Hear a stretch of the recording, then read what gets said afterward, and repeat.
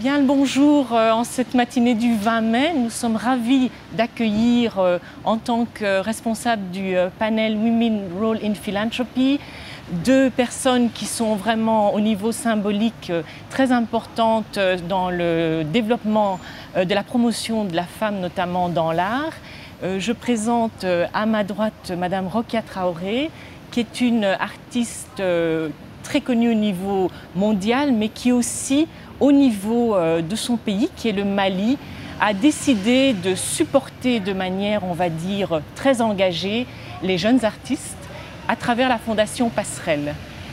À ma gauche, j'ai Karen Adler, qui est en fait à la base du projet Car Production, qui depuis plus de 22 ans a une expertise dans tout ce qui est art, et plus particulièrement art culturel dans le cinéma, et qui s'occupe notamment de structures, j'allais dire, très innovantes en termes de financement, puisqu'on va en parler tout au long de cette interview. Le financement de la culture est un point très important pour qu'on puisse maintenir cette diversité, et elle nous donnera des exemples concrets de succès sur ce domaine-là.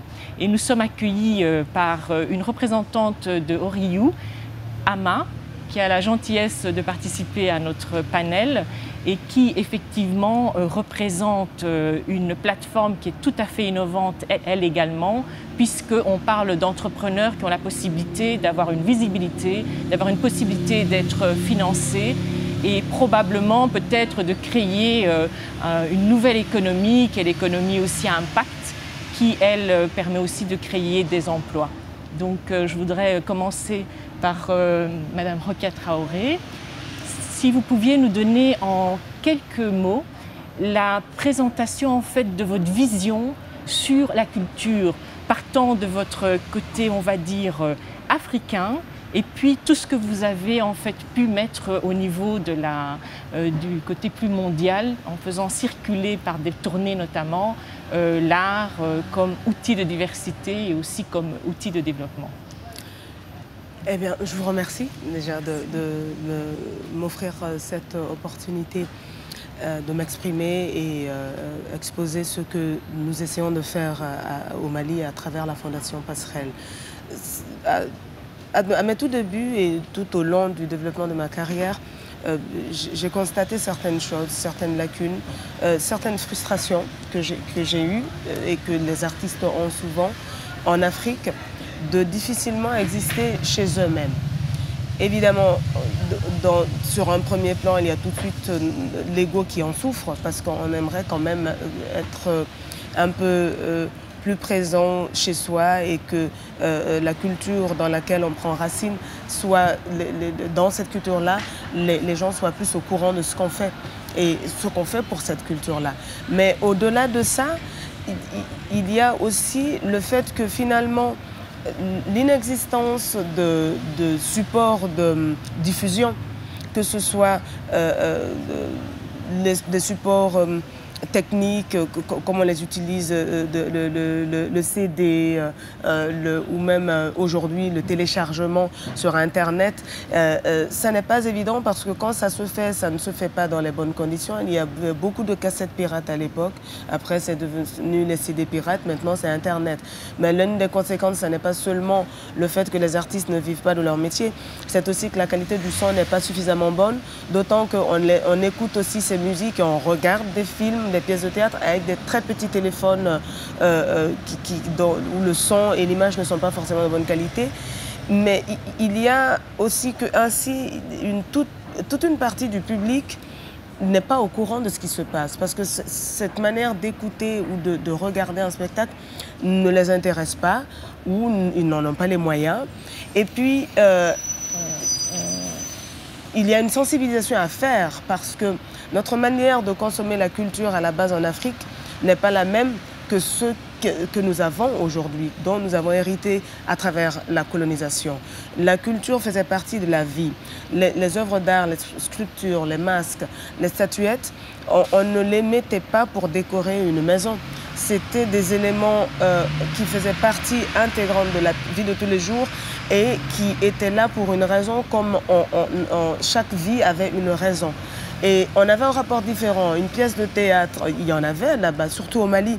Les contes, la tradition des griots, qu'on appelle d'ailleurs griots aujourd'hui, par rapport à la colonisation aussi, encore une expression héritée de la colonisation, qui n'était pas celle-là avant. Donc tout a changé et il y a toute une partie des populations qui est, on peut dire, perdue.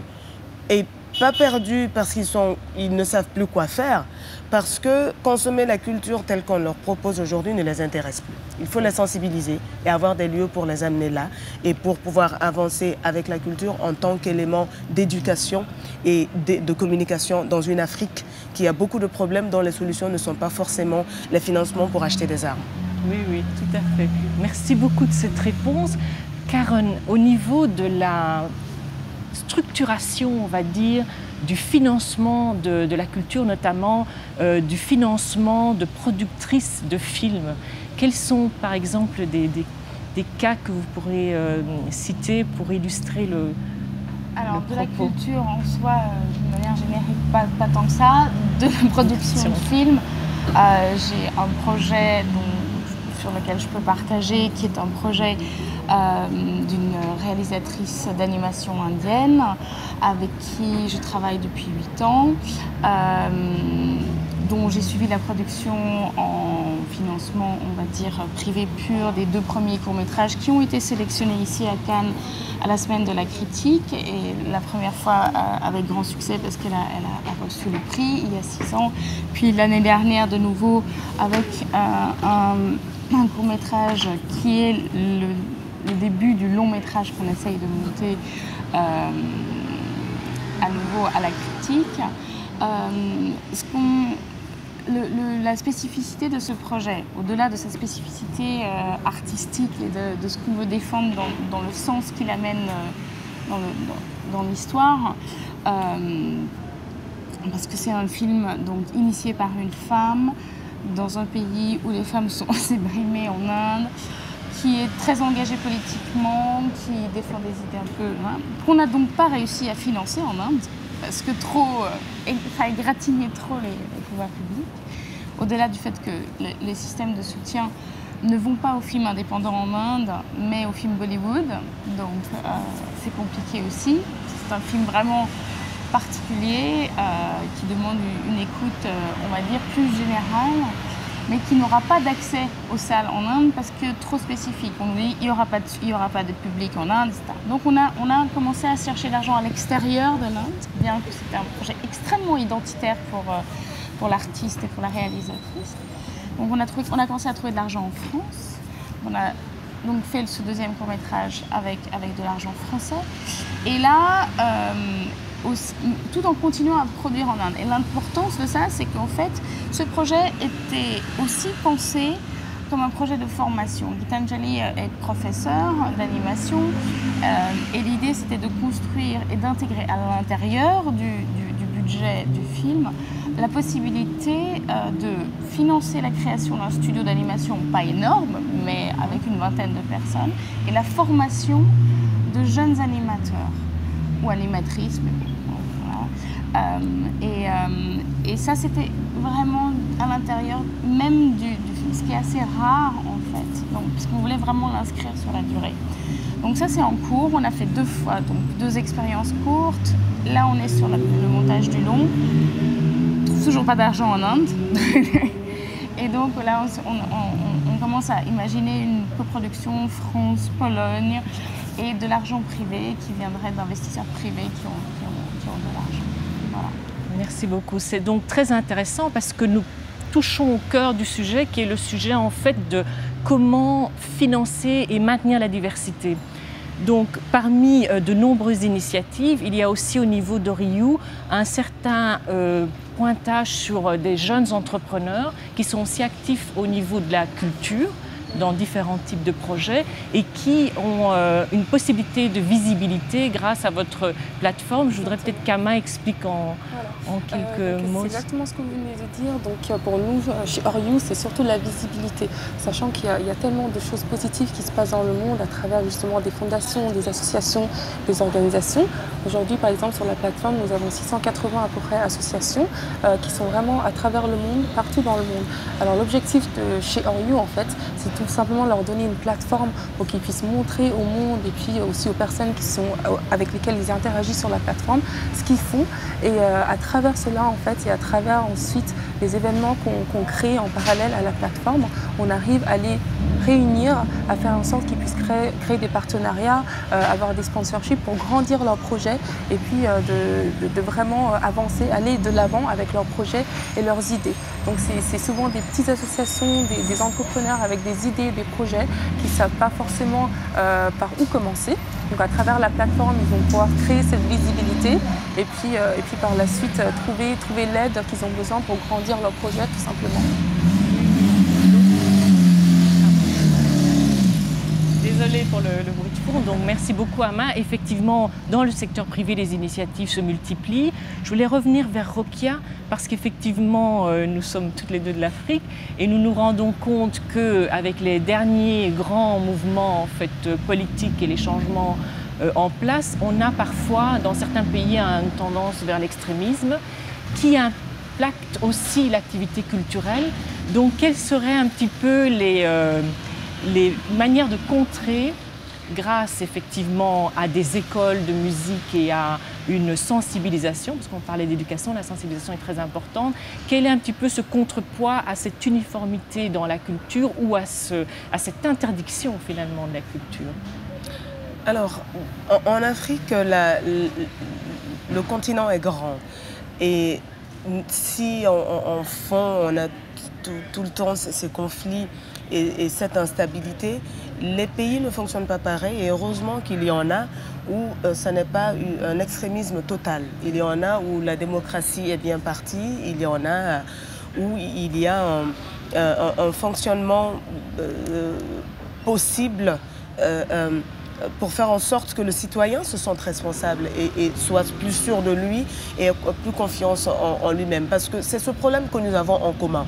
Où que ce soit en Afrique, je pense qu'il est resté une grande part de manque d'assurance et aussi par rapport à toutes les difficultés qu'il y a, de renoncement à un moment donné et de non-conscience du fait que ce qu'on va faire fera que les choses avanceront.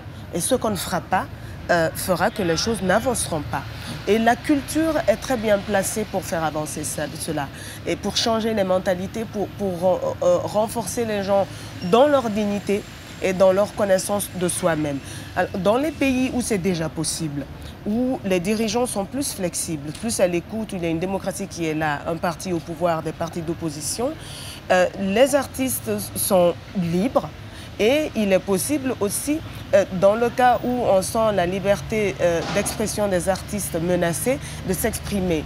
Dans ces pays-là, le travail est différent parce qu'il va s'agir déjà de créer des structures et aider les artistes qui ont un talent et qui sont prêts à se battre, ou certains qui le font déjà, qui n'ont pas les moyens, soit de s'enrichir et d'être au courant de tout ce qui se passe en termes de mode de diffusion ou d'expression artistique, soit de s'implanter mieux dans le pays et faire connaître leur travail de la population. Parce que finalement, c'est ça.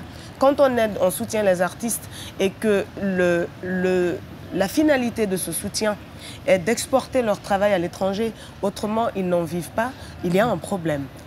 Qui n'est pas seulement financier, mais qui est aussi vise et menace l'utilité première de la culture et des arts, qui est, encore une fois, la prise de conscience de soi-même dans une société qui est tout l'aspect sociologique, disons, et dont l'Afrique a besoin aujourd'hui. Donc, en Afrique, les conséquences de ce non-soutien à la culture sont multiples. Ou en tout cas au moins double. C'est au niveau économique, oui, où il y a un côté vecteur de développement économique ou soutien au développement économique qui n'est pas utilisé, qui n'est pas exploité. Et puis il y a pour moi ce qui est plus grave, tout le rôle que la culture devrait jouer en termes d'éducation, de communication et d'intégration dans cette Afrique-là, encore une fois, qui n'est pas pleinement jouée, puisque les Africains ne sont pas au courant, ils sont mieux au courant de ce qui se passe à Hollywood que ce qui se passe en Afrique en termes de culture. Et puis, il y a toutes les parties de l'Afrique où l'expression culturelle n'est pas possible, où il y a un travail également à faire, mais qui sera plus facile lorsque ce sera des artistes africains qui se lèveront et qui soutiendront d'autres artistes africains d'autres endroits en Afrique, que plutôt tout le temps des voix qui viennent de l'étranger, qu'il est normal qu'ils s'ajoutent aux voix africaines pour soutenir la culture africaine. Mais c'est toujours vu et il y a toujours le prétexte, l'argument, c'est encore l'Europe qui nous impose, puisque c'est de là-bas que les voix se lèvent. Et donc, aider une partie de l'Afrique où le travail est possible pour que ça soutienne l'autre partie où c'est impossible est la première chose à faire. Oui, oui, tout à fait. Merci beaucoup. Et pour conclure, Karen, je voulais vous demander, on a cette devise qui dit « Nul n'est prophète dans son pays ». Est-ce qu'un succès porté à l'étranger, notamment dans des films engagés comme celui de votre réalisatrice en Inde, est-ce que s'il y a une aura importante à l'étranger, on pourrait convaincre, j'allais dire c'est un travail de longue haleine, petit à petit, une communauté de personnes dans le pays d'origine de cette artiste ou réalisatrice et amener peut-être un mouvement? Est-ce qu'on peut espérer cela? Je vais rebondir sur ce que disait. En fait, c'est un double mouvement pour moi. Et comme elle aussi, c'est-à-dire que quand on nourrit l'éducation, quand on crée quelque chose sur place, sur le territoire. Moi, je dis toujours aux artistes qui veulent aller à Hollywood, parce qu'il y en a beaucoup qui ont le rêve américain. Je dis, soyez déjà successful chez vous, ayez déjà une aura, rayonnez déjà chez vous. Vous rayonnerez plus loin peut-être aussi. Mais la question d'identité, de la racine, de défendre se commence chez soi.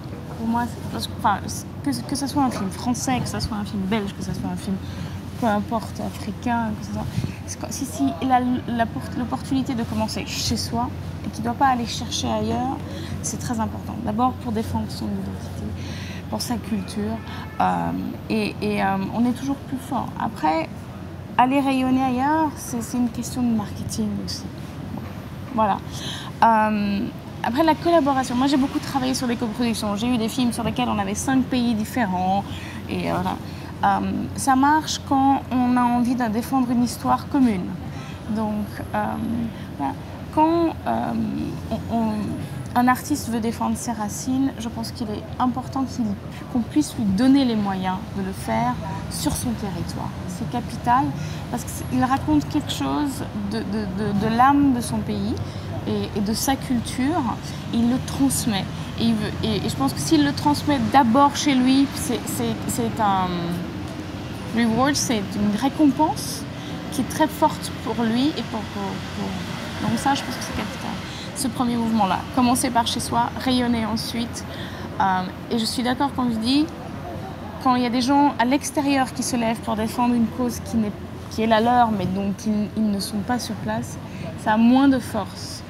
Et que pour qu'il y ait des gens qui se lèvent à l'intérieur, qui défendent des causes, il faut qu'ils soient éduqués. Et l'éducation, c'est absolument capital. La première chose qui est attaquée dans les pays où justement on veut bâillonner la liberté d'expression, les artistes, etc., c'est l'éducation et la culture. C'est la première chose qu'ils attaquent. Donc c'est évidemment ça qu'il faut soutenir parce que la culture, elle crée le lien social à l'intérieur des territoires, mais aussi après, elle permet aux artistes de s'exprimer plus loin. Donc, moi, je pense que c'est ça. Effectivement, quand on lit tout ça ensuite à de l'argent, parce qu'on ne va pas non plus... voilà, on a besoin d'argent pour soutenir ces initiatives. On a besoin d'argent pour soutenir l'éducation, on a besoin d'argent pour soutenir la culture. Il faut que ça soit cohérent, que l'investisseur ou que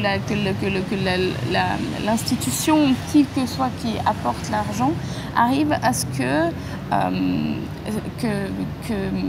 pas en mettre des tonnes parce que ça ne sert pas forcément, pas en mettre pas assez parce que du coup on n'a pas... Voilà. Il faut que l'argent amené soit cohérent avec le projet et qu'il n'y ait pas de honte effectivement à dire ce projet a besoin de temps, on a toujours besoin de plus, mais des fois il y a des petits projets qui s'inscrivent, et moi je prends vraiment l'exemple du film, ça ne nous a pas coûté énormément de rajouter sur le budget du film, de se dire on va intégrer des sessions de formation, on va intégrer l'achat de matériel pour ces formations spécifiques, etc. Et c'était cohérent avec ce projet-là, et ça permet ensuite d'aller diffuser plus. Donc c'est drôle parce qu'il y a toujours une honte finalement. Moi je parle d'argent tous les jours. Je fais que ça. Je fais sur la structuration financière, je parle avec des banquiers, je parle avec des... Et je trouve que des fois, il y a une espèce de retenue sur les projets culturels, et chez les artistes aussi, à parler d'argent, à dire j'ai besoin de temps, je voudrais faire ça, etc. C'est compliqué. Et moi, je suis là pour faciliter ça, en fait. Donc,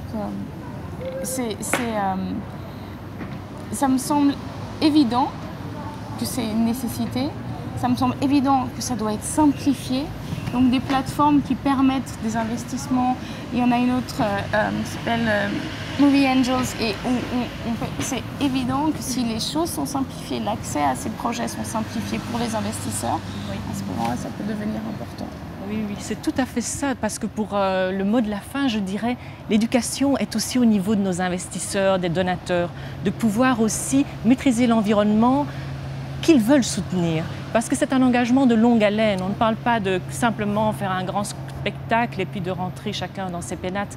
Et l'aspect, j'allais dire, culturel est éminemment économique, puisque de la culture dépend aussi le développement durable. Donc comme tout est lié, c'est important, on sensibilise beaucoup au niveau de Women Role in Philanthropy en termes on va dire, accompagnement dans la stratégie de la philanthropie de famille ou d'investisseurs privés ou d'entreprises. On focalise beaucoup sur tout ce qui est impact, non seulement social, environnemental, mais aussi culturel et économique. On ne doit pas avoir peur de le dire. Donc c'est vraiment très important, vos deux témoignages et puis la présentation de la plateforme. Et je vous remercie infiniment pour votre temps malgré un agenda très difficile. Merci.